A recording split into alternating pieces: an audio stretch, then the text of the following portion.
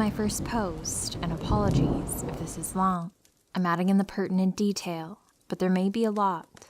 Whilst I've always been skeptical and evidence-based, hence adding all I have to this, I've never been able to shake this experience. My mother and her sisters have all had what may be termed as paranormal experiences, but without my personal experience, until this point, I only thought of them as intriguing stories. As I take after my mother, though, I'm male. It's possible that they have a perception, which I share. This may be relevant later. In the mid-1990s, aged about 21, I moved into the top floor of a 3-story building in Birmingham, Edgbaston, UK, which had been converted into flats. Mine had its own small landing and separate bedroom, and a lounge and kitchen. I also had 2 kittens, who play their part in this. Having previously shared a house with friends, and being young, this was my first time by myself, which may explain the feeling, but it felt a very tranquil place, with the exception of my current house, the most peaceful place I've lived. Again, this may be relevant later.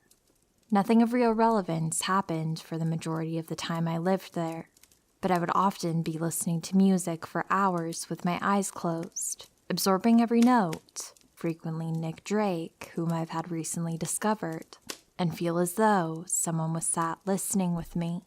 I didn't pay too much attention to this, with my very scientific background, but the sensation was as if someone was sat next to you, and if you closed your eyes, you would know and sense they were there. Hard to explain, but it somehow felt nice, and I got used to it, putting it down to my own imagination, though. Fairly often, the 2 kittens would be playing in the lounge, and both suddenly stop and stare at the same spot on the wall, then follow something around the room together. Again, thought nothing of it for a while, but then realized there was never an insect or reflection which they would be looking at. Eventually, with the frequency of this, combined with the feeling of a presence, whenever I saw them do this, I would tell them to stop watching the ghost. Although, of course, I was saying this very much tongue-in-cheek. Another curiosity with them was that they would refuse to enter the bedroom or quickly leave if carried in there. Something else I didn't pay much attention to until later. I'd lived there for about 1.5 years and decided I would save some money and share a house with someone I knew. When I told the landlord, he commented that, of all of his properties, this one was very much an outlier, and that no one, apart from me, had ever stayed there for more than a few weeks or a couple of months, and I had been there 18 to 24 months. A few weeks before moving out, the first notable thing happened. At the foot of my bed is an outside wall, with a small window to the left. As I lay down in the bed one evening, the only light was the moonlight and a distant street light. I closed my eyes and realized, although dark, I could still see the room around me. I thought my eyes must be open, so I scrunched them shut to be sure. Sounds odd, I know, but I could still see and was definitely not asleep. I was both marveling at and trying to understand whatever craziness this was, when I had what I could only describe as an out-of-body experience.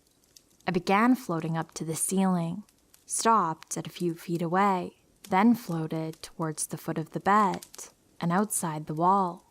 Admittedly, I was now in a panic, as I didn't know what was happening, but the overriding fear was floating through the wall and not returning. I do feel conflicting thoughts typing this, so I tried to shake myself back down somehow. I then had that falling sensation you get in dreams, and then jolt when you wake up. So, despite feeling I was awake the whole time, I put it down to having fallen asleep immediately and going straight into a dream. A week later, at my final week at the flat, I went to bed one night, closed my eyes, and again could see the room around me. As I looked around again with my eyes closed, I was first excited at being able to repeat this. but then remembered the out-of-body experience. That worried me, so I opened my eyes so that it wouldn't happen again, but also to know that I was awake. As I look across to the diagonally opposite corner of the room where the window was, I looked slightly left at the standalone wardrobe and saw the image of a young woman standing there, about 12 feet away, looking at me. Her image was formed with misty white and dark shadow, and I saw she had long, straight, shiny hair as a standout feature. No, this is way before the original Ring films. I can imagine what some may think. Of course, it scared the crap out of me. I tried to put it down to tired eyes and the moonlight making the shape, but then she slowly made her way to the bed and, as best as I could make out, leaned over as if to kiss me goodnight. With all my bravery and rational thinking, I pulled the covers over my head, scared out of my mind, waiting for something to happen. Nothing did, and I don't know how long I lay there waiting, but eventually I went to sleep. I thought that was it, and the next day put it down to an overactive imagination, despite what I've shared above. I later moved out without telling anyone any of this, for fear of being labeled a crazy person. A few weeks later, I'm with my dad in his car one evening, and we drive past the house. We both look at it and notice the lounge light is on in the top floor window. He says it looks like someone has moved in already, to which I replied, thinking he'd laugh at me just being silly. Yeah, either that or it's the ghost. To my surprise, he looks at me with a stern face. He's usually very much a life and soul type person, and asks me if I'm being serious. That worries me. He pulls the car over and says that it's really important, and he's deadly serious, to let him know if there's anything I should tell him. So I start relaying to him what I've said above, and he's obviously concerned. He asks me to describe her, and once I have, he replies, "Yep, that's her." I think I was more shocked at that moment than the night I saw her. He then tells me, "When I said where you'd move to, your nan wanted you to move out right away, but we didn't say anything to you as we didn't want to worry you. Your nan's next door neighbor had a daughter, and she was murdered in the flat by someone she worked with one New Year's Eve. My nan's neighbors were roughly the same age, so this would have been late 60s or early 70s. You just described her exactly, and the police said when they found her, she had not long had a bath and had been strangled with her dressing gown belt. One thing they remarked upon was how long and shiny her hair was. Still gives me chills, but this isn't the end of it." At this point, I still hadn't told anyone, apart from close family, about my experience, trying to avoid the loony label. I was in my early 40s and working at a company as a software tester. As I say, my mindset is technical and facts-oriented. A guy starts on my team 10 years my senior, but we have the same interests and personality, and we get on great, still friends. A horror movie has just come out, so we were talking about it, which leads to the talk of similar movies. And then he tells me about a scary experience he once had himself, that he was lying in bed one night and suddenly had the sensation of being strangled. He said it was so vivid he swore it was real, but opened his eyes and no one else was there. He lived by himself in a flat. I asked him where this was. Same area. I asked him the road. Same road. House number. Flat. Same one. He lived there about 10 years previous to my stay there. That was the first time I then told someone else about my experience. Did she show herself to me because of the links between our families? Is this why the flat was so peaceful for me and not previous tenants? Is that why they moved? Could I see her because of some ability, however small, which runs in my family? Is this what the kittens could sense? I've had a few other separate experiences, and so has my family, but they're for another post. Despite that experience, I'm still skeptical. So many questions I can't wrap my head around. Like, how would a spirit have a conscious thought or action? How do clothes become part of an apparition? Why do we have little, if any, hard evidence? At the same time, I have no other explanation for what happened, other than that was a lot of weird coincidences. If you made it this far, thank you. And I quite understand that to many of you, this is just someone else's story. But at the same time, there is still an unthinkable amount of secrets to the universe humanity has yet to unlock.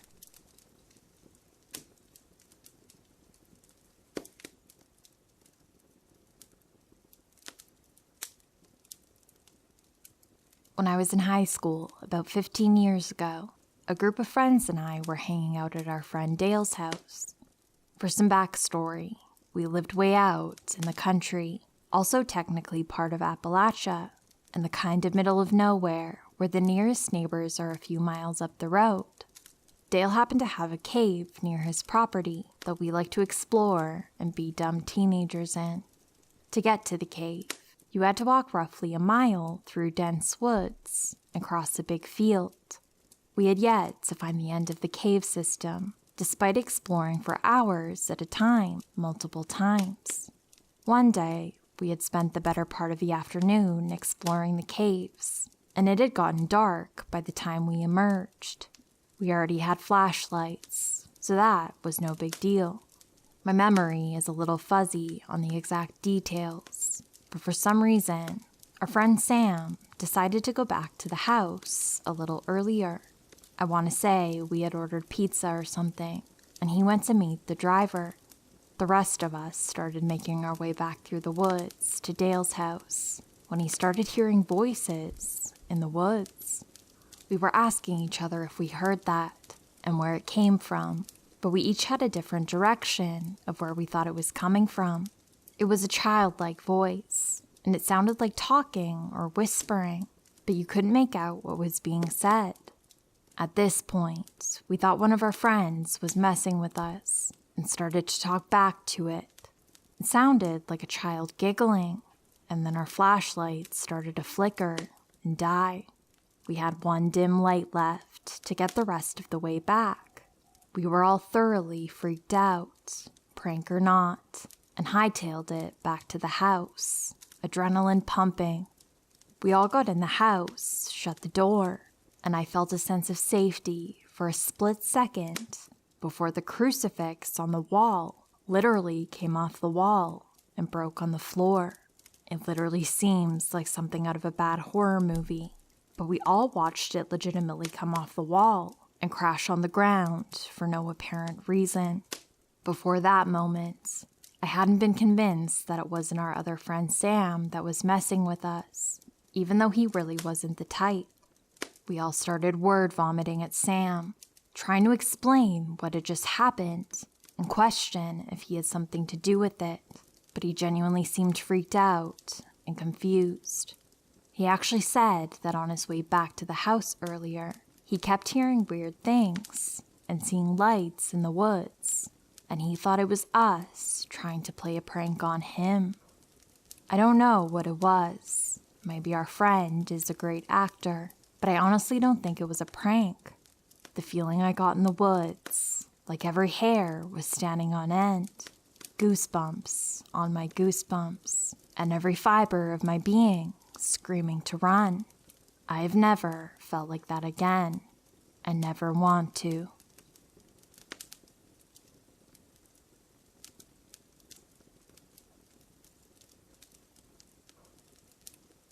So I was maybe 3 years old, back in the 80s, living in an old farmhouse with my mom, father, and 2 brothers. The house was an old 2-story with a creepy basement. My room at this time was upstairs, second door on the right. My room is set up, so when you come to the door, You see a dresser straight on, with a closet door being blocked to its right, my bed foot to wall to the dresser left, and an armoire to the bed's right. Nothing else in the room. My middle brother had a room to the left, right next to mine. It was late, and I had fallen asleep on the couch downstairs in the living room, in just my t-shirt and underwear. My mom woke me up and told me to go up to bed. I had no problem with this. I was tired. So I walk upstairs, past the first room on my right, and then get to my bedroom. My bedroom door was open. I go to walk over to the threshold of the door, and I get stopped. No, I didn't stop. I got stopped. I could not walk into my room. It was like there was a wall in front of me, and it would not let me by. I started crying. I think I started crying for my mom, because she ended up coming upstairs. I told her the room wouldn't let me in. She gave me a look, and she laughed a little. My mom asked me what I meant. I told her I could not get into my room. It wouldn't let me. Meanwhile, I'm still bawling my head off. I'm tired and confused. I asked her if I can sleep in my brother's room. My brother ends up waking up because of my crying, so I asked him if I could sleep in his room. He looks at my mom. He looks at me, walks back into his room, and shuts the door.